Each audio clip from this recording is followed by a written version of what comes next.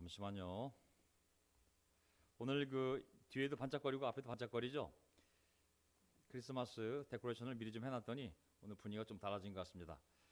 자, 12월 25일 날 우리 특별한 예배를 준비하고 있거든요. 가능하면 모든 멤버가 다 나왔으면 좋겠습니다. 저희 건물 정원이 100명쯤 되는데 저희 멤버들이 아이들과 함께 다 배우자와 함께 나오게 되면 한 8, 90명, 90명까지 되지 않을까 싶습니다. 바라기는 한번 올해 다 가기 전에 모든 멤버들의 얼굴을 다 보기를 바랍니다. 오늘도 이렇게 아름다운 찬송으로 힘차게 우리 마음을 준비해 주신 우리 강수만 형제님, 그리고 또 강수만 형제님보다 더 못지않게 큰 목소리로 함께 찬양해 주신 우리 고은영 자매님 감사합니다. 오늘 아주 풍성한 찬양이 됐습니다. 자, 오늘 태길 형제께서도 기도한 것처럼 이제 국제 그리스도 교회 안에 우리가 가족으로 속해 있는데 우리가 속한 그 가족 안의 가족인 피에스티벌 리전에서 편지를 보내겠다는 날짜가 다가오고 있습니다. 한국교회 연합을 위해서 정말 수많은 장로와 교사와 목사들이 머리를 맞대고 기도하고 논의하는 가운데 최종 방향을 보내겠다고 분명히 편지 보냈기 때문에 곧 오지 않을까요? 바라기는 그것을 기발점을 해서 출발점을 해서 하나의 교회로 연합을 이루기 원하는 모든 형제자매들이 함께 모일 수 있는 역사적인 전환점이 되기를 간절히 바랍니다. 오늘 기도한 것처럼 또 교회 안에 어려운 분도 있지 않습니까? 유영이 어머니의 딸 오방실 자매, 유민선 형제의 아내 신은영 자매, 또 참 여러모로 여러 가지 어려움에 처한 형제자매들이 있는데 주님의 손길이 함께 하셔서 온전한 회복이 빨리 이루어지기를 간절히 바랍니다. 또 시험을 본 우리 고등학교 3학년 자녀들이 지금 또 합격인지 많이 기다리고 있을 텐데 정말 그들의 소망이 이루어지기를 또한 간절히 바랍니다. 이번 주일날에는 캠퍼스하고 영지장의 싱글들이 명동 주일 예배에 참석을 하게 됩니다. 15명 정도가 함께 참석하게 될 것 같은데 우리 어시하는 팀들 또 우리 송리더들 함께 준비해 주기 부탁드리겠습니다. 자, 오늘 함께 공부할 서신서는 디도서에서 배우는 교훈이라는 제목을 가지고 오늘 디도서 말씀을 3장까지 갈 수 없고요. 1, 2장만 하도록 하겠습니다. 자, 디도서를 보게 되면 제목이 디도에게, 말 그대로 정말 사도 바울이 디도에게 보내는 편지거든요.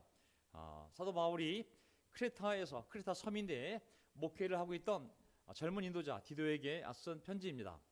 디모데 전서 후서와 함께 이 디도서가 목회 서신으로 불리고 있거든요. 그리고 로마의 감옥은 아니지만 끌려가서 압송되어서 1차 가택 연금되었을 때 잠깐 풀려난 그 사이에 이 디도서를 쓴 걸로 알고 있습니다. 디모데 전서를 기록한 다음에 디모데 전서와 후서는 내용이 상당히 다릅니다. 그 비장함이 전서는 이제 풀려나서 또 같은 연금 상태에서 희망을 가지고 풀려날 것을 염두에 두고 쓴 서신이기 때문에 정말 거기에 희망이 담겨 있다면 후서는 완전히 자기의 그 이제 사형을 확신하고 예감하고 쓴 편지이기 때문에 비장함이 묻어 있는 것을 지난주에 보았거든요.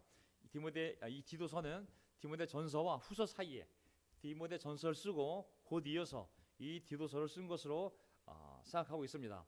이 크레타 섬은 마케도니아 빌립보 교회하고 데살로니가 교회 그 밑에 있는 아가야 지방에 고린도 교회와 아테네가 있지 않습니까? 아테네 밑에서 한 100km 떨어진 지중해 상의 큰 섬임을 알 수가 있습니다. 자, 이 크레타 섬에 교회가 세워졌는데 젊은 인도자 디도가 인도하고 있었죠. 하지만 모든 교회는 그 교회가 처한 사회에 큰 영향을 받습니다. 이 크레타 안에 있는 디도가 인도하던 이 교회는 어떤 영향을 받고 있었을까요? 오늘 본문을 보면 잘 알 수가 있습니다. 자, 크레타는 다인종, 다문화로 이루어진 아주 복잡한 도시로서 항상 불안하고 무질서하고 정말 그 민족성이 아주 수준이 낮은 정말 어수선한 사회였거든요. 그래서 스스로 그들 시인이 말하기를 크레타 사람은 게으르고 거짓말하기 좋아하고 먹기를 좋아하는 족속이라고 얘기하고 있습니다. 그런 가운데 속에서 교회를 세우고 이제 이 교회를 조직하고 치료해 나아갈 때 사도 바울은 젊은 디도에게 중요한 기독교 교리도 가르치면서 또 삶에 대한 격려와 도전을 주고 있는데 그 내용을 함께 살펴보도록 하겠습니다. 자, 디도서 1장 2절 한번 볼까요? 자, 오늘 집에서 도착하셔서 식사하시고 또 피곤한 몸으로 예배드리고 있는 형제자매들도 있을 테고 또 직장에 계신 분도 계실 테고 또 나중에 혼자 시간 날 때 이 영상을 보고 계신 분도 계실 텐데 한번 집중해 보시기 바랍니다. 자, 나는 거짓이 없으신 하나님께서 영원 전부터 약속해 두신 영생에 대한 소망을 품고 있습니다. 아멘. 성경은 분명하게 영원한 형벌, 영벌에 대해서 얘기하고 있고 영원한 생명, 영생에 대해서 얘기하고 있습니다. 이것은 영원 전부터 하나님이 약속하셨는데 그분은 거짓이 없으신 분이기 때문에 이 영원한 형벌과 영원한 영생은, 영원한 생명은 절대 거짓말이 아닌 것이죠. 하나님이 지상에서 각 사람에게 시간을 준 이유는 영원한 형벌을 피하고 영원한 생명을 얻으라고 우리 각자에게 시간을 주셨고 우리 모두를 이미 부르신 분도 있고 그리고 지금도 부름을 받고 있는 자들도 있는 것이죠. 지상에서의 시간은 영생을 얻으라고, 예수 그리스도를 믿고 영생을 얻으라고, 그리고 너희가 얻은 영생을 전하라고 주신 기회의 시간임을 알 수가 있습니다. 자, 1절 3절 아멘 하시기 바랍니다. 아멘. 네. 딴 데 한눈 파지 마십시오. 이 설교에 집중하시고 말씀에 집중하시기 바랍니다. 1장 3절 하나님께서는 제때가 되었을 때에 하나님의 약속의 말씀을 사도들의 선포를 통하여 드러내셨습니다. 나는 우리의 구주이신 하나님의 명령을 따라 이것을 선포하는 임무를 맡았습니다. 여기 보게 되면 아까 얘기했던 이 영생을 보게 되면 영생에 대한 소망, 이 소망은 영원 전부터 약속된 거라고 했는데 이 약속의 말씀이 언제 선포됐냐면 하나님께서는 제때가 되었을 때, 이 제때라는 것은 하나님의 때를 얘기하는 겁니다. 하나님께서는 자기의 때가 되었을 때라는 표현이거든요. 이 하나님의 약속의 말씀을 사도들의 선포를 통하여 드러내셨습니다. 여기 보면 이 때라는 것은 결국 하나님이 세상을 창조하고 그리고 어느 한 타이밍을 정해서 자기 아들을 내려보내서 그 아들을 통하여 진리를 전하고 진리를 가르치고 그리고 하나님의 그 놀라운 은혜로운 구원을 위하여 십자가에 달려 죽으시고 그리고 부활하셔서 하늘로 올라가셨던 그 시간이 바로 하나님의 때라고 볼 수가 있겠죠. 바로 이 시간을 통하여 하나님의 약속의 말씀이 세상에 알려지게 되었고 그리고 이제 사도들이 그것을 선포하게 된 것이죠. 자, 이 사도들의 역할은 바로 이 하나님의 약속의 말씀을, 이 영생의 약속을 선포하는 거잖아요. 그렇다면 우리 교회도 분명한 목적이 있습니다. 사도들의 예수님이 뽑고 보낸 자들의 목적이 바로 이 약속의 말씀, 영원한 생명을 선포하는 거라면 예수 그리스도께서 세우시고 직접 그 교회의 머리가 되신 교회라면 그 교회의 멤버들의 분명한 목적은 바로 이 약속의 말씀을, 영원한 생명을 선포하는 것이 또 교회의 분명한 설립 목적임을 알 수가 있습니다. 이 말씀을 선포하지 않으면 불신앙이요, 선포하지 않으면 불순종이 되는 거기 때문에 교회는 때를 얻든지 못 얻든지 항상 초점을 하나님의 말씀에 맞추고 이 약속의 말씀을, 이 약속된 영원한 생명을 선포해야 될 책임이 우리에게 있습니다. 그래서 빨리 연합을 이루고 더 하나된 힘으로 우리가 이 약속의 말씀을 그리고 약속된 이 영원한 생명을 우리가 선포를 해야 됩니다. 힘차게 선포할 때 하나님이 정말 우리 삶에 놀라운 기적을 행하실 줄 믿습니다. 예, 하나님의 기적은 이 약속의 말씀을 선포할 때, 이 약속된 영생을, 영원한 생명을 선포할 때 우리 각자의 삶에, 가정에, 직장에 엄청난 기적을 일으키거든요. 그래서 우리가 그 능력을 다시 한번 체험해야 될 줄 믿습니다. 자, 교회를 디도가 인도하던, 디모데가 인도하던 에베소 교회, 그리고 이 디도가 인도하던 크레타 그리스도의 교회, 마찬가지로 다 장로가 없던 교회였거든요. 그래서 처음에 이제 장로를 세워야 되기 때문에 디모데 전서 호수를 보게 되면은 거기에 장로를 세우라 하지 않습니까? 이 디도서에도 보면은 크레타 섬에 빨리 이 장로를, 자기 갖춘 사람을 세우라고 얘기하고 있습니다. 본문을 보면 이제 알 수 있는데 왜 제일 먼저 장로에 대한 부분이 나오냐면 교회가 올바로 나아가려면 교회 안에 정말 성경적이고 성숙한 리더십 그룹이 서 있어야 됩니다. 리더십 그룹, 성경적이고 성숙한 리더십 그룹이 서 있어야지만 그 교회가 그 리더의 인도를 따라서 올바로 나아갈 수 있거든요. 그러니까 예수님의 가르침을 올바로 이해하고 살아가고 있는 그 복수의 리더십이 그 공동체를 인도할 때 형제자매들이 그 가르침을 따라, 그 삶의 본을 따라 올바른 방향으로 나아갈 수 있는 거거든요. 교회의 형태, 교회의 모양, 숫자가 중요한 것이 아니라 그러니까 그 리더십 구조, 리더십 형태, 리더십에 몇 명이 있느냐 숫자가 중요한 것이 아니라 정말 성경적이고 성숙한 그 신앙의 질을 가진 그 인격의 질을 가진 그 리더십이 그 교회 안에 서 있어야지만 교회가 온전히 실수하지 않고 잘못된 길로 가지 않고 잘 나아갈 수가 있습니다. 지금 우리가 그 과정을 이제 밟아 나가야 되거든요. 5절을 보게 되면 내가 그대를 크레타에 남겨둔 것은 남은 일들을 정리하고 내가 지시한 대로 성읍마다 장로들을 세우게 하려는 것입니다. 자, 장로들이 세워지면 그들이 이제 설교를 합니다. 장로들이 세워지면 그들이 권면하고 그들이 치리하고 그들이 사람들을 훈련시키고 지금 목사가 하고 있는 것을 원래는 이 장로 그룹이 해야 되는 것이거든요. 복음 전도자인 이벤저스들은 도시를 돌아다니면서 그 복음을 강력하게 선포하는 것이 바로 그들의 역할이었던 것이죠. 여기 보게 되면 도시마다 장로들을, 복수죠, 복수. 반드시 복수의 장로들이 세워져야만 됩니다. 자, 그 장로들 생각해 보면 배경을 좀 설명해 드리면 유대인들의 그 신앙 공동체였던 회당에는 거기에 복수의 장로들이 있었습니다. 그가 서기관이든 누가 되었든지 간에 그 회당 공동체를 인도하는 장로들이 있었거든요. 마찬가지로 최초에 예루살렘에 교회가 세워졌을 때 유대인들로 구성된 그리스도의 교회가 세워졌을 때 그 교회를 처음에 인도한 사람은 사도였지만 시간이 지나면 사도들 다음으로 장로들이 복수의 장로들이 예루살렘 그리스도의 교회를 인도하게 됩니다. 시간이 지나면 처음에는 사도들 다음에 장로들이 언급이 되다가 나중에 어느 시점에서부터는 사도들이 빠지고 장로들, 복수의 장로들이 나오거든요. 사도행전 16장 4절 이후에는 더 이상 사도들이 그 리더십에서 등장하지 않습니다. 누가는 예수님의 형제 야고보와 함께한 장로들을, 그러니까 장로 그룹이 있었는데 예루살렘 그리스도 교회에 거기에 수장이 야고보였습니다. 이 장로 그룹을 예루살렘 교회의 새 지도자들로서 사도들이 빠지고 새 지도자들로서 전체 교회를 대표하는 자들로서 이 장로 그룹이 묘사되어 있습니다. 장로 그룹 굉장히 중요합니다. 사도행전 14장을 보게 되면 이제 선교 여행을 통해서 그 이방인 교회들이 세워지는데 그 이방인 교회 안에 각 교회에서 사도 바울에 의해서 기도와 금식으로 교회 설립자가 제일 먼저 한 게 뭐냐면 그 교회를 인도할 관리자를 세우는데 그게 장로들이었거든요. 기도와 금식으로 이 장로들을 임명하게 됩니다. 장로들이 모이게 되면 장로들의 모임은 바로 이 이방 세계, 이방 도시에 세워진 그리스도 교회의 공동체의 그들의 지도자들이 되는 거거든요.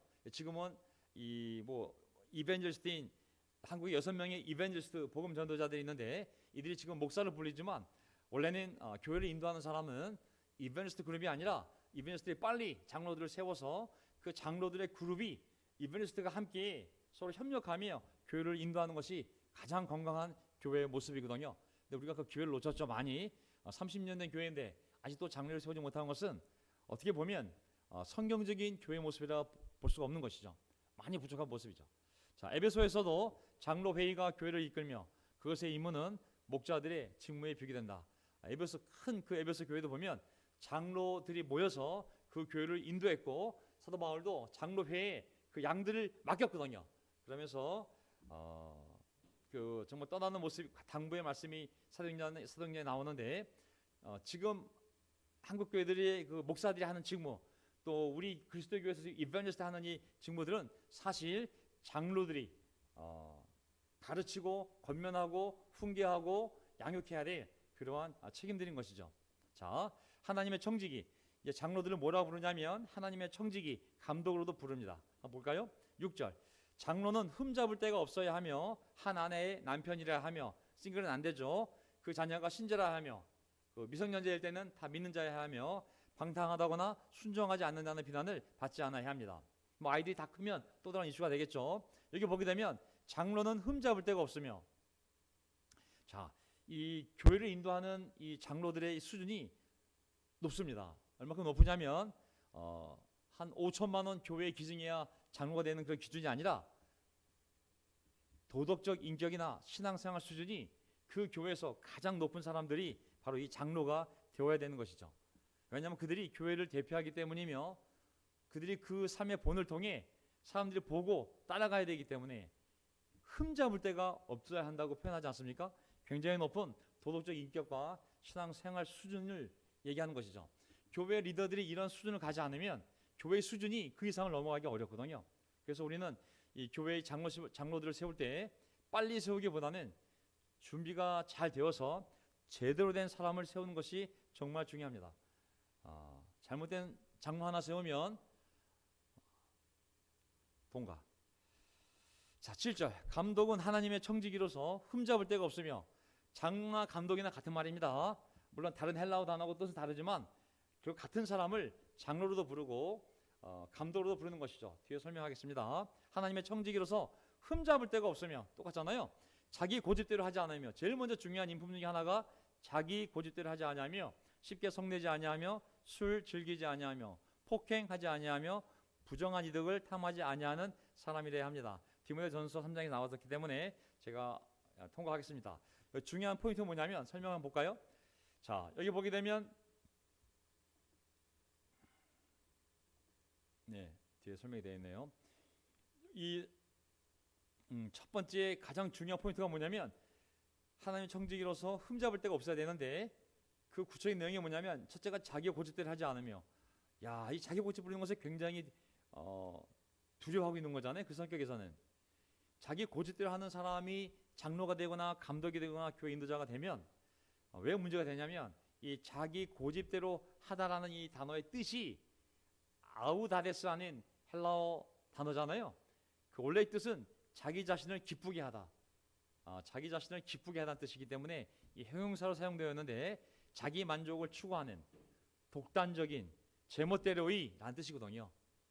이게 얼마나 공동체를 위해서 희생해야 될 사람이 자기 자신을 기쁘게 하기 위해서 자기 만족을 추구하고 그리고 독단적이고 제멋대로 한다면 그 공동체가 굉장히 큰 어려움을 당하지 않겠습니까? 첫 번째가 자기 고집대로 해서는 하지 않는 사람을 뽑아야 한다고 얘기하는 것이죠. 그러면서 이제 나오는 것이 알다시피 손님 대접을 잘하며, 선행 좋아하며, 신중하며. 이 신중하면 단어를 잘 보세요. 신중하며, 의로우며, 경건하며, 자제력이 있으며, 신실한 말씀의 가르침을 굳게 지키는 사람이라야 합니다.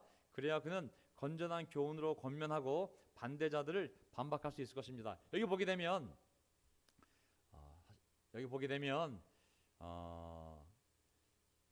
다양한 그 사람의 신앙 인격이 또 영적인 측면에 나오지 않습니까?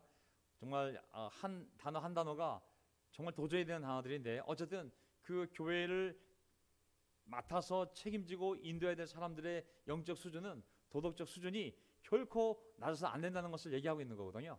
그래서 이 하나하나를 나중에 잘 우리가 보았다가 디모데전서 3장, 그 다음에 디도서 1장에 나오는 기준을 보았다가 이 교회가 연합이 되어져서 이제 장로들을 뽑을 때, 지역 교회들 장로들 뽑을 때 이 기준들을 가지고 엄선해서 정말 그러한 형제들을 빨리 장로로 또 뽑아야 됩니다. 신중하며, 여기 보게 되면 그래야 그는 건전한 교훈으로 권면하고 반대자들을 반박할 수 있을 것입니다. 옛날에는 정말 교회가 영적이었을 때, 사람들이 많았을 때는 정말 설교하는 사람이 힘이 있었거든요. 사람들의 반응도 열심히 하고, 이제 사람들이 많으면 막 같이 아멘하고, 이게 설교하는 사람이나 듣는 사람이나 이 반응이 있어야 하는데, 이게 온라인 예배가 되다 보니 참 이게 아쉽습니다. 이 살아있는 설교가 돼야 되는데 이 반응들이 없으니 참 이거 안타깝습니다. 자, 언젠가 한번 이 코로나 끝나고 독감이 끝나면 우리가 한번 사람들을 다시 주일 예배 모아서, 지금 이제 주일 때만 모으고 있거든요. 주일은 우리가 최대한 코로나 끝나고 나서 썬데이 크리스천이라도 우리가 해보자. 멤버들이 다 나오는, 옛날에도 이렇게 다 나오지 못했거든요. 코로나 전도 보통 이제 미싱률을 보게 되면 한 10% 20%가 통상적으로, 제가 이 교회 전입이 된 30년 전부터 항상 그런 미싱이 있었는데, 이제 바라기는 우리가 그런 수동적인 율법적인 교회가 아니라 성숙한 교회가 되었기 때문에 웬만하면 정말 주일 성수하는 것을 삶의 가장 중요한 우선순위를 두어서 주일이라도 100%는 안 돼도 90% 이상이 참석하는 그런 교회가 되기 위해서 한번 주일 예배 할 수만 있다면 다 나오자고 제가 부탁을 하고 있습니다. 그래서 지금 많이 올라왔어요. 지금 보면 거의 다 올라왔거든요. 그래서 이번 성탄절을 기점으로 해서 우리가 여기서 한 최소한 70명 이상이 매주 예배를 드리는 그러한 교회로 바뀌었으면 좋겠고요. 그 다음에 이제 봄이 되면 이제 교회가 어떻게 연합이 되어서 바뀔지 모르겠지만, 주중 예배도 날씨가 풀리고 코로나 끝나고 마스크 벗게 되면, 가능하면 할 수 있다면 이제 주중 예배도 멤버들이 최소한 70, 80% 이상이 나와서 함께 예배 드릴 수 있는 그런 교회로 갔으면 좋겠습니다. 아멘. 왜냐하면 그거 굉장히 중요하거든요. 근데 다만 그것이 율법적으로 되지 아니하고 정말 자발적으로 내가 가고 싶고 가서 만나고 싶고 듣고 싶은 설교가 있고 듣고 싶은 쉐어링이 있고 그동안 그 모든 예배 순서들, 찬양, 기도, 교제 끝나고 나서 함께 나누는 모든 시간들, 이 모든 것들이 정말 기쁨이 되고 힘이 되었을 때 그러한 모임을 만들어갈 수 있거든요. 그래서 그 방향으로 우리가 나가는 중이라 믿습니다. 이제 놀라운 장로들, 집사들이 세워지게 되면 그분들이 그런 재직들이 지혜를 모아서 또 사람들을 설득해서 그런 교회가 만들어진다면 주일날에는 정말 모든 멤버들이 방문자들과 함께 꽉 찬 예배를 드리고 주중에도 식구들이 모여서 가능하면 어느 지역을 가든지 간에 그 지역 예배 가서 정말 놀랍게 교제하고 찬양하고 새 노래를 배우고 또 새로운 말씀을 배우고 함께 또 교제하는 가운데 정말 우리의 삶이 뜨거워지는 그런 교회를 만들어 가고 있는 중인지 믿습니다. 아멘. 그래서 교회를 보면 장로가 있고 감독이 있는데요. 자, 장로나 감독이나 헬라 단어는 다른 단어지만 같은 사람을 다르게 표현할 뿐입니다. 나이나 그 지위에 강조점을 두면 장로가 되는 것이고 그 사람의 기능, 감독한다는 기능을 회중을 감독하는 기능에 방점을 찍으면 감독이라 부르는 것이죠. 유대인 교회들, 유대인들이 있는 교회들은 장로들이라 불렀고 이방 도시에 세워진 이방인들로 세워진 그리스도의 교회들은 감독들이라 불렀음을 알 수가 있습니다. 자, 이 감독이란 단어는 청직이라는 단어 헬라어 오이코노모스라는 청직이란 단어의 번역이거든요. 그것은 주인이 그 재산을 누구에게 맡기면 그 맡김을 받은 자가 자기 책임하에 관리하는 자가 바로 이 청직입니다. 교회의 장로와 교회의 감독은 한마디로 얘기하면 청직이에요. 청직이 자기 교회가 아니지만 자기 사람들이 아니지만 주님의 양들을 주님의 사람들을 책임을 지고 맡아서 잘 돌보는 것, 이게 바로 청지기의 장로의 감독의 역할인 것이죠. 주인은 누구다? 하나님. 그래서 어떤 감독도 장로도 자기가 양들의 주인인 것처럼 행동하면 금방 교만해져서 언행으로 다 드러나게 되었습니다. 목사도 마찬가지고 본인이 교회 머리인 것처럼 행동하게 되면 이미 다 교만이 다 드러나게 되거든요. 자랑이 많아지겠죠. 자, 우리는 어쨌든 이 교회 안에 이 경제에 이른 형제들이 있습니다. 이제 30년 지났기 때문에 우리 자녀들도 미성년을 넘어섰고 그래서 그들의 삶을 보게 되면 이제 장로로 뽑아도 훌륭할 형제들이 많이 있습니다. 이 형제 그룹들을 빨리 선임을 해서 사람들의 추천을 받아 이 그룹을 미국에 있는 성숙한 우리보다 더 오래된 장로 그룹과 미국에 있는 장로 그룹과 연결지어서 그들과 함께 연결되어져서 함께 배워 나가야 되는 것이죠. 지금까지는 복음 전도자들, 이벤젤리스트들이 교회를 인도했는데 이제는 더 지금의 기존의 이벤젤리스트 말고도 더 새로운 준비된 자들 더 세워야 할 필요가 있습니다. 또 일꾼인 집사 그룹도 더 세워서 이 장로 그룹, 집사 그룹, 이벤젤리스트 그룹이 서로 이렇게 재직회를 만들어서 교회를 함께 결정하고 함께 책임을 나누면서 교회를 함께 세워 나가야 됩니다. 지금은 뭐 맥그룹도 있고 운영위원도 있고 여러 가지 뭐 있더라고요. 하지만 정말 성경적인 조직은 장로 그룹 그리고 이벤젤리스트 그룹 그리고 집사 그룹이 서로 잘 연결되어져서 서로 협력하고 또 그들이 회중들을 뜻을 잘 들어서 형제의 뜻을 모아서 총회를 열어서 필요하다면 형제들의 모든 의견을 모아서 함께 결정하는 그런 교회를 만들어 간다면 정말 성경적으로 건강한 교회가 될 거라 생각합니다. 아멘. 네.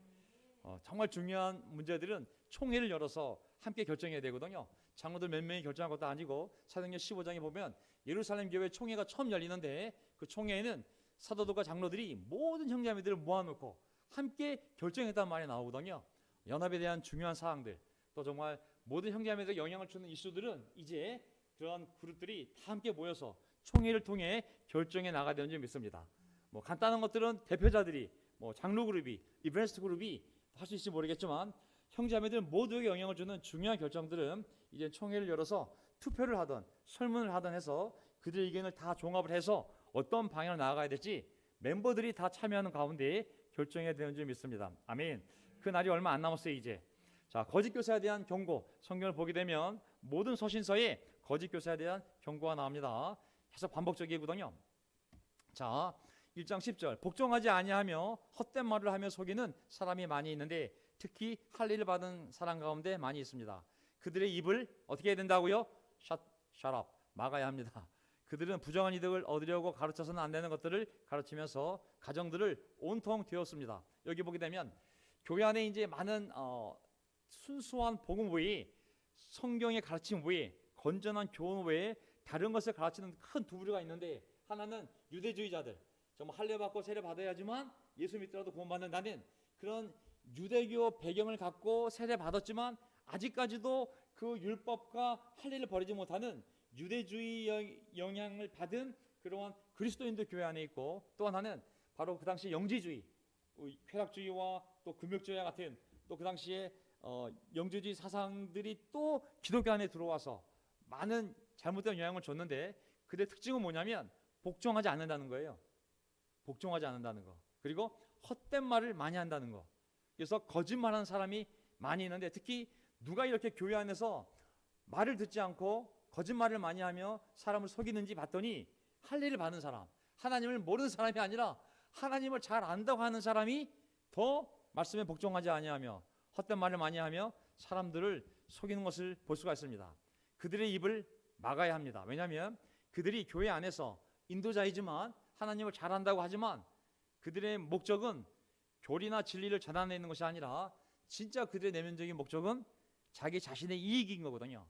자기 자신의 이익을 위해서, 자기를 보호하기 위해서, 과시하기 위해서 많은 거짓말로 멤버들을 속이고, 때로는 그 권위를 억압적으로 사용해서 사람들을 강요하고 억압함으로써 교회의 이익을 위하는 것이 아니라 자기 자신의 이익을 취하는 것이 바로 그들의 정체성이라고 그랬거든요. 그들은 부정한 이득을 얻으려고 가르쳐서는 안 되는 것을 가르치면서, 이 설교 시간에 하나님의 말씀을 가르치는 것이 아니라 엉뚱한 것을 가르치는 것이죠. 엉뚱한 것들을, 말씀이 아닌 것들을 가르치거나 자기를 자랑하거나 자기를 보호하기 위해서, 아니면 정말 교회에서는 절대 가르치지 말아야 할 내용들을 사람들에게 누구를 비난하기 위해서 가르친다는 것이죠. 결과는 무엇입니까? 가정들을 온통 뒤엎습니다. 가정들을 온통 뒤엎는다고. 뒤엎다는 표현이 헬라어로 아나트레포라는 단어가 있습니다. 뒤엎다, 아나트레포, 잡아뜨리다, 엎어뜨리다, 파멸시키다. 이런 사람들의 말을 들으면 그 개인의 신앙이, 그리고 그 가정의 신앙이 잡아뜨려지고 엎어뜨려지고 파멸되는 것이죠. 그 사람들의 입을 막아야 되는 이유는 뭐냐면, 그가 입을 열음으로 말미암아 어떤 말을 퍼뜨리냐면, 권위에, 교회 권위의 질서에 복종하지 아니하면서 헛된 말을 하며 거짓말을 해서 사람을 속이기 때문에 그들을, 듣는 사람들의 신앙을 잡아뜨리고 엎어뜨리고 파멸시키는 거거든요. 그래서 하나님의 교회를 허물어뜨리기 때문에 바로 그런 사람의 입을 막아야 되는 것이죠. 자, 그러면서 이제 너는 이 거짓 교사가 아니라 정말 하나님의 말씀을 오버라 전하는 복음 전도자로서 어떻게 이제 사람들 영향을 줘야 되는지 얘기하고 있습니다. 거기 장로들이 없기 때문에 일단 그 디도에게 이 말씀을 전하는 것이죠. 제자 훈련 단어 없습니다, 이 디도서에. 하지만 어떻게 성도들을, 이 형제자매들을 잘 양육해야 될지, 신자들 양육해야 될지 가르침을 주는데 디모데서와 비슷합니다. 자, 먼저 그때는 바른 교훈에 맞는 말을 하십시오. 바른 교훈은 하나님의 말씀과 사도들의 가르침이겠죠. 결국은 교회에서 사람들을 양육하고 가르칠 때는, 훈련할 때는 그 기본적인 말씀은 오직 바른 교훈밖에 없습니다. 하나님의 말씀과 사도들의 가르침만이 건전한 가르침이기 때문에 이것으로 사람들을 도와야 됩니다. 막 이상한 교재 갖고 와서 사용하면 안 됩니다. 그거는 교회 밖에서 사용해도 좋습니다. 하지만 교회 안에서, 이 강단에서 사람들을 도울 때는 오직 바른 교훈에 맞는 말로서 그들을 도와야 되는 것이죠. 바른 교훈은 하나님의 말씀이요 사도들의 가르침인 것이죠. 2절, 이제 사람들을 보게 되면 나이 많은 남자들은 절제 있고 위엄 있고 신중하고 믿음과 사랑과 인내심에 흔들리지 않는 사람이 되게 하십시오.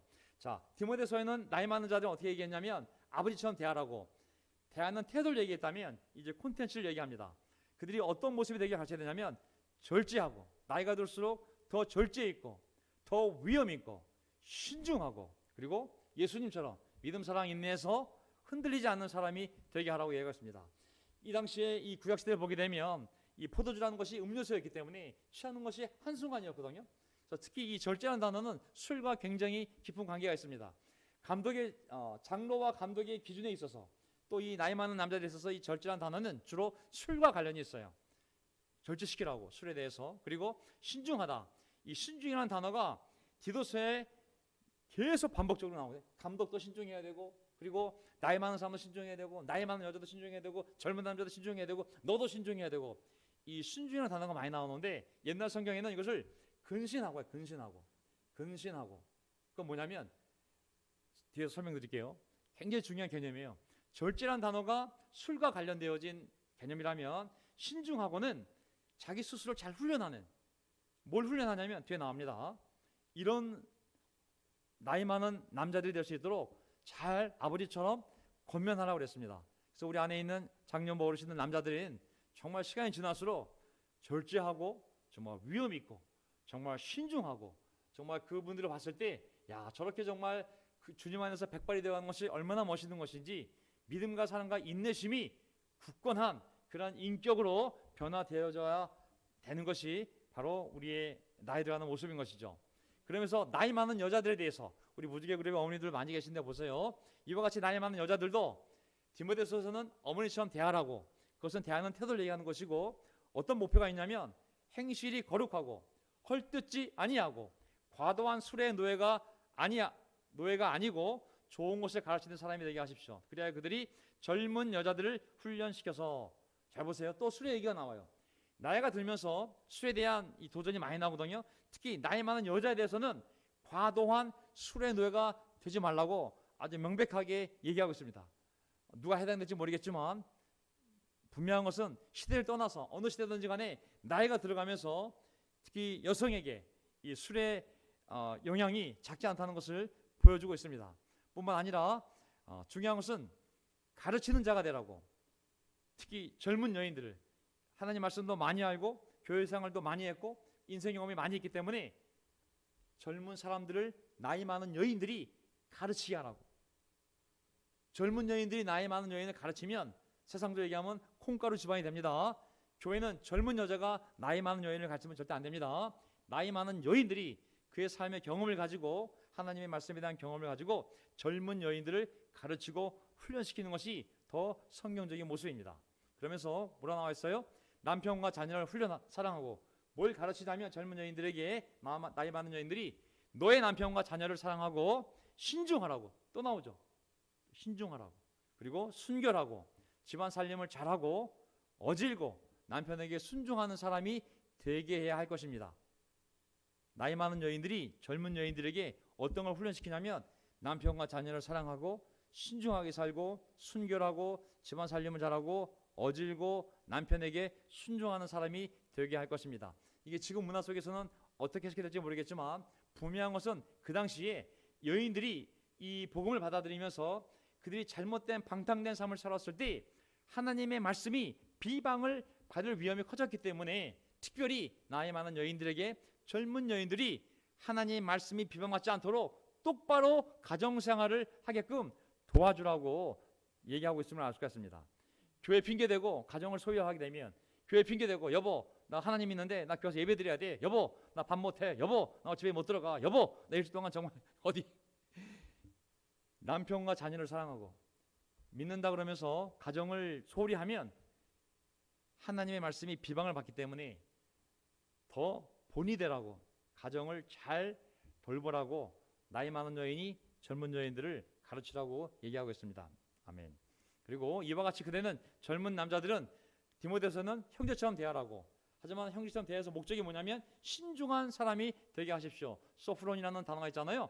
이 근신하는 형용사인데 소프론, 이게 자제하는, 자기의 욕망과 충동을 억제하는 신중함을 얘기합니다. 그러니까 여기 보면은 신중하라는 단어가 자기의 욕망과 이 충동을 잘 억제하는 걸 얘기하는, 셀프 디스플린 하는 걸, 셀프 컨트롤하는 걸 얘기하는 거거든요. 절제. 왜냐하면 이 그 당시 2000년 전에 문화도 타락하고 음란하고 성적으로 문란했지만 특히 이 크레타 섬은 아까 얘기 다 들었다시피 성이기 때문에 많은 항구가 있었을 것이고 많은 외진이 들어왔을 거고 다인종 다문화이기 때문에 그들이 게으르고 먹기 좋아하고 그리고 거짓말하는 족속이라고 나와 있었잖아요. 아까. 그래서 생각해 보면 얼마나 그들이 타락한 사회 가운데 그 교회가 있는지 알 수 있거든요. 교회는 그 교회가 위치한 사회에 많은 영향을 받습니다. 그 사회가 타락했으면 그 타락한 사회에서 죄 짓던 사람이 그 교회 안에 들어오기 때문에 그들이 과거의 삶으로 돌아갈 확률이 많잖아요.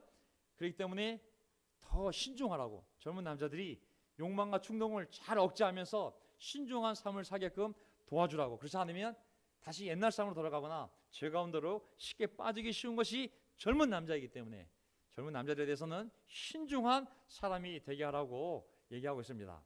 자, 본을 통한 인도. 자, 이거 통과. 본을 통한 인도, 통과. 이거 저한테 해당되는 얘기니까. 그대는 모든 일에 선한 행실의 모범이 되십시오. 가르치는 일에 순수하고 위험 있는 태도를 보여야 합니다. 나이가 어렸기 때문에 나이가 어리다고 해서 그러지 말고 가르치는 순수하고 위험 있는 태도로 하나님의 말씀을 가르치라고. 하지만 너의 학벌, 너의 나이, 타이틀로 교회를 인도할 수 있는 것이 아니라 모든 일에 선한 행실의 모범이 될 때만이 그가 교회를 인도할 수 있음을 얘기하는 것이죠. 8절, 책 잡힐 데가 없는 건전한 말을 하십시오. 특히 말을 조심해야 되거든요. 그리하면 반대자도 우리를 걸어서 나쁘게 말할 것이 없으므로 부끄러움을 당할 것입니다. 특히 말에 대해서 굉장한 도전을 주고 있죠. 그 다음에 제자 양육의 근거, 무엇으로 사람들을 양육하고 제자 훈련해야 되냐면 그 근거가 뭐냐면 11절입니다. 모든 사람에게 하나님의 구원의 은혜가 나타났습니다. 뭐가 나타났어요? 구원의 은혜가 모든 사람에게 나타났다고. 모든 사람에게 하나님의 구원의 은혜가 나타났다고. 하나님의 구원의 은혜가 무엇일까요? 그것은 예수 그리스도를 통한 구속이겠죠. 예수님이 땅에 오셔서 사람들을 위해 죽으시고 그리고 그들에게 진리를 알려주시고 부활 승천하셨잖아요. 그것이 바로 하나님의 구원의 은혜거든요. 12절, 그 은혜는 우리를 교육하여 양육하여 경건하지 않음과 속된 정욕을 버리고 지금 이 세상에서 신중하고 의롭고 경건하게 살게 합니다. 이제 중요한 결론이 다 여기서 나옵니다. 이제 결론, 오늘 설교의 결론입니다. 예수 그리스도를 통해서 제자가 되었다면 이제 하나님의 구원의 은혜를 가지고 우리가 가장 기본적인 이 삶의 방향을 잡아야 되는데 그 은혜는 우리를 교육하고 양육하고 훈련해서 어떤 삶을 살게 하냐면 경건하지 않음과 속된 정욕을 버리게 만들고 그리고 이 세상에서 신중하고 의롭고 경건하게 살게 합니다. 어떤 사람이 제자 훈련이 잘 돼 있다는 것은 제가 그 사람을 일주일에 한 번씩 시간을 보내고 있어요. 일주일에 한 번씩 재고백을 하고 있어요. 일주일에 한 번씩 큐티를 함께 하고 있어요. 이런 형식적인 것이 아니라 어떤 사람이 하나님의 말씀에 의해서 그가 예배를 참석하고 설교를 듣고 영적 교제를 나누고 큐티를 나누고 기도하는 가운데 하나님과 교제하는 가운데 그가 하나님의 양육을 교회 인도자를 통해서든 동료 크리스천을 통해서든 영향을 받는다면 어떤 모습을 보이냐면 경건하지 않음과 속된 정욕을 버리게 될 거라고. 그리고 그의 삶이 신중해지고 의로워지고 경건하게 살게 될 거라는 얘기하고 있는 거거든요. 이게 바로 제자 훈련이 내 삶에서 이루어지고 있다는 증거요. 바로 우리가 올바로 양육되고 있다는 증거인 거거든요. 경건하지 않음과 속된 정욕을 버리고 이 세상에서 신중하고 의롭고 경건하게 살려고 노력하는 모습, 이게 바로 그 증거인 것이죠. 통과. 시간이 없습니다. 통과. 자, 그래서 결과, 제자 양육의 결과,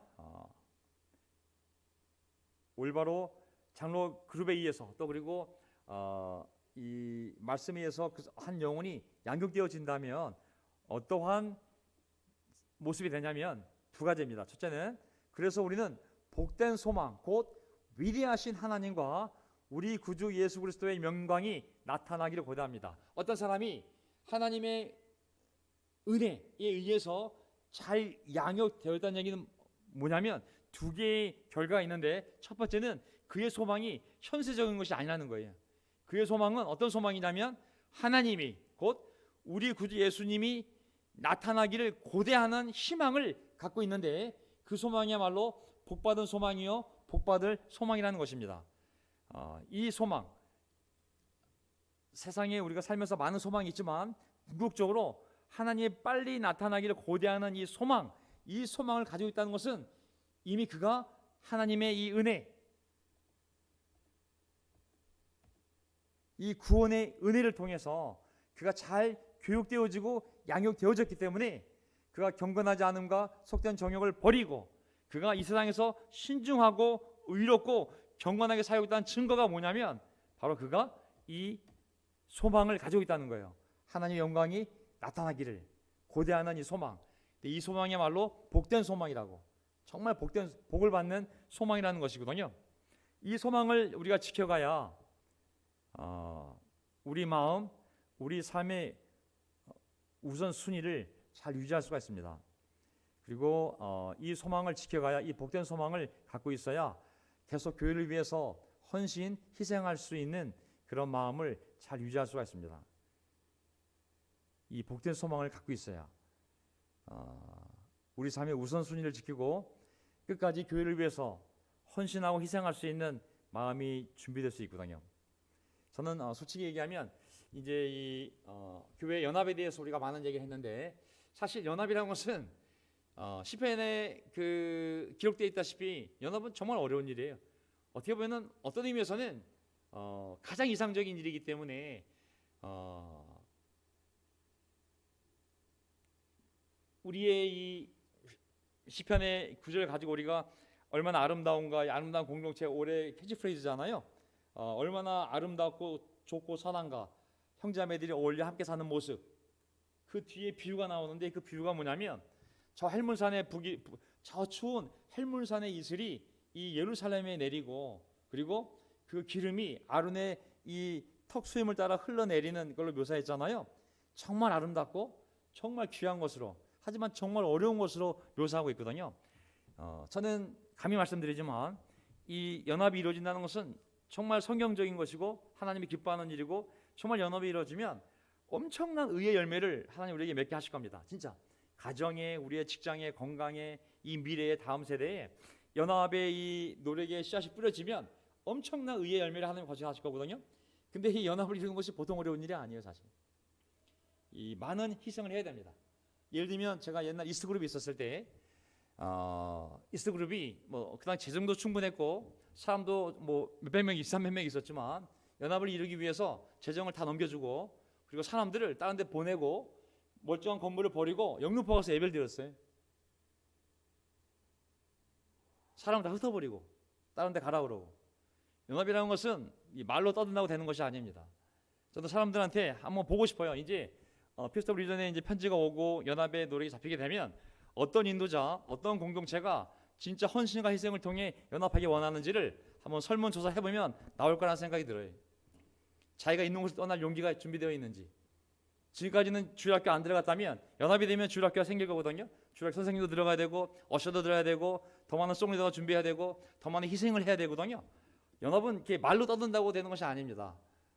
주중 예배도 못 나오는 상황이라면 연합은 불가능한 일이에요. 사실 연합은 많은 희생과 헌신이 있을 때 가능한 거거든요. 그 희생을 해야 돼요. 사실. 하지만 할 수만 있다면 엄청난 하나님의 의의 열매를 맺을 수 있는 것이 바로 이 연합인 거거든요. 그래서 저는 목사로서 지난 시간을 통해 할 수 있는 최선을 다했다는 생각이 들거든요. 정말 하나님 보고 싶어요. 이제 멤버들도, 다른 지역교회 멤버들도 그렇고 그렇게 연합을 외쳤는데 얼마큼 연합할 준비가 되어 있는지, 그들의 희생하는 마음, 헌신하는 마음을 한번 보고 싶습니다. 그들은 그들의 편한 시설을 떠날 준비가 되어 있는지, 아이들을 데리고 우리가 명동에 나와서 교회를 세웠던 것처럼 그들도 아이들 데리고 어디든 연합할 수 있는 장소가 있다면 떠날 준비가 되어 있는지, 하나님이 정말 그들 마음속에 얼마만큼 하나님의 마음으로 연합을 원하는지 그들의 결정을 보면 알 수 있겠죠. 디도서 2장 14절, 그리스도께서는 우리를 위하여 자기 몸을 내주셨습니다. 그것은 우리를 모든 불법에서 건져내시고 깨끗하게 하셔서 선한 일에 열심을 내는 백성으로 삼으시려는 것입니다. 여기 보게 되면 우리가 올바로 하나님의 은혜로 잘 양육이 되었다면, 보세요. 그리스도께서는 우리를 위하여 자기 몸을 내주셨습니다. 그것은 우리를 모든 불법에서 건져내시고 깨끗하게 하셔서 선한 일에 열심을 내는 백성으로 삼으시려는 것입니다. 선한 일에 열심을 내는 백성으로 삼으시려는 것입니다. 결국은 궁극적으로 원하는 것은 뭐냐면 하나님이 선한 일에 열심을 내는 백성이 되는 것이 하나님의 궁극적인 구원의 목적인 거거든요. 저는 이것이 정말 한국교회의 미래에 가장 중요한 모습이라고 생각합니다. 왜냐하면 이 선한 일에 열심을 낸다는 것은 정말 많은 양보, 많은 겸손, 많은 희생, 헌신이 있어야 이 선한 일에 열심을 낼 수 있는 거거든요. 물론 이걸 할 수만 있다면 엄청나게 영광스러운 하나님의 열매들이 우리 삶에 맺힐 줄 믿습니다. 우리 자녀들의 삶에, 또 우리의 직장의 건강에 하나님 많은 복을 주시겠죠. 우리가 연합의 씨를 뿌리고 이 선한 열매를 맺기 위한 씨를 뿌린다면, 노력한다면 정말 하나님께서 정말 우리가 상상도 할 수 없는 놀라운 일들을 우리 삶에서 이루어 가실 줄 믿습니다. 근데 과연 우리 올드 크리스천들 마음속에 그 실망을 이겨내고 이런 기다림을 이겨내고 미래를 향한 선한 일에 대한 열심을 아직도 가지고 있는지 정말 이게 너무나 궁금하거든요. 이 삶의 우선순위에서 내가 먼저 하나님의 나라를 구하고 그 일을 구하고, 물론 직장 일도 있고 많은 일들이 있지만 그거는 다음 순서.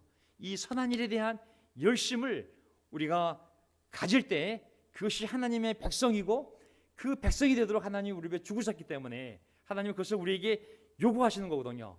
그리스도가 우리를 위해 몸을 내준 것처럼 그리스도께서는 우리가 그의 교회를 위해서, 그의 나라를 위해서, 그의 복음을 위해서 영원한 생명을 선포하기 위하여 우리의 몸을 내어주기를 하나님도 우리에게 바라시는 거거든요. 그 선한 일에 대한 열심이 준비되어 있는지, 저는 이 부분이 많은 퀘스천이 있습니다. 왜냐하면 우리가 많은 필요들이 있거든요.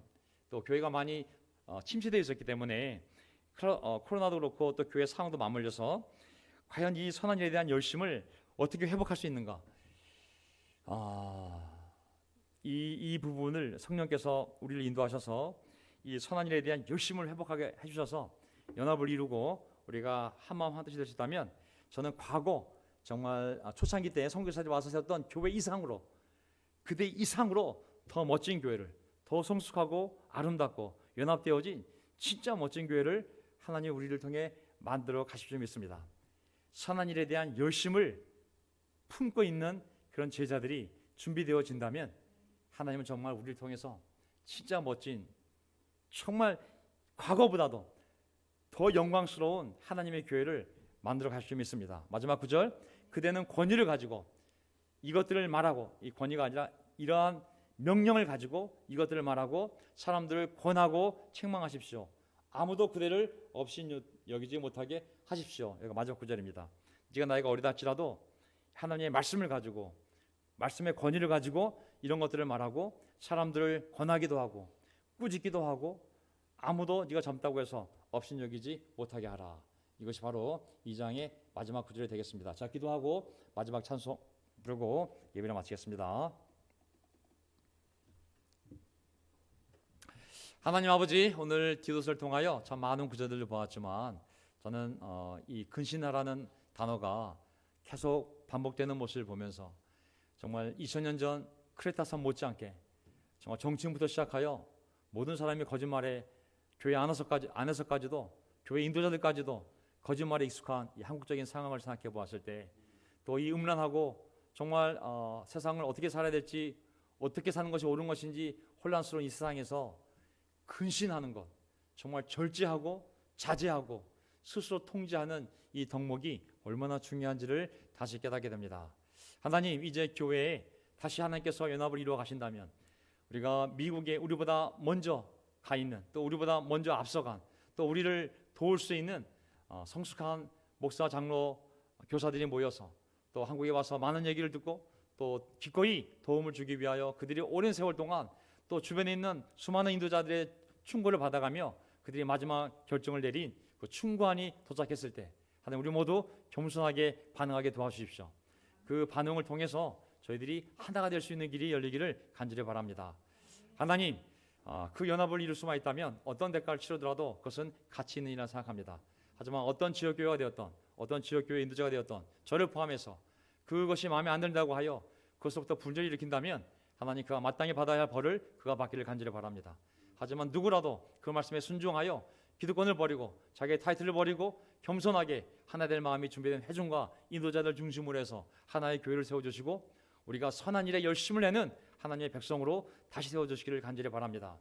하나님의 은혜로 다시 양육받아서, 하나님의 건전한 가르침으로 다시 영역받아서 세상의 욕망과 경건치 않은 것을 벗어버리고 오직 정말 하나님의 나라를 위한 그 열망에 사로잡혀 다시 한번 우리가 달려갈 수 있다면 그 다른 박질 안에 우리의 건강, 우리의 직장, 우리의 미래, 우리의 가정, 우리의 부모, 그리고 우리의 자손들까지 그들의 행복이 그 다른 박질에 달려있는 줄 믿습니다. 하나님, 그 길을 갈 수 있도록 성령께서 우리를 인도해 주셔서 우리 안에 있는 실망감, 인도자에 대한 실망감, 서로에 대한 실망감, 이런 모든 마귀가 뿌려놓았던 씨앗들을 하나님 거두게 도와주시고 정말 선한 씨앗들이 뿌려져서 이번 기회야말로 정말 다시 한번 20년 동안 있었던 이 더럽고 추악하고 음란했던 이 분열의 역사에 종지부를 찍고 정말 모든 인도자들, 모든 지역교회가 자기의 이득권, 자기의 재정, 자기의 건물 다 내려놓고 어떤 것도 그릴 것이 없습니다. 하나님, 어떤 것도 그리 세운 것이 없습니다. 하나님이 거저 주신 것이기 때문에 어떤 것도, 어떤 인도자도, 어떤 지역교회도 이것이 우리 것이라고 주장할 근거가 없습니다. 다 내려놓은 가운데 사람과 재정이 하나가 되어서 오직 하나님의 영광을 위하여 나아갈 수 있는 그런 공동체로 저희를 인도해 주시길 간절히 바라오며, 겸손한 자에게는 높임을, 교만한 자에게는 낮아짐을 주님께서 저희 가운데 이루어 주시옵소서. 우리의 주님이신 예수 그리스도의 이름으로 기도합나이다. 아멘.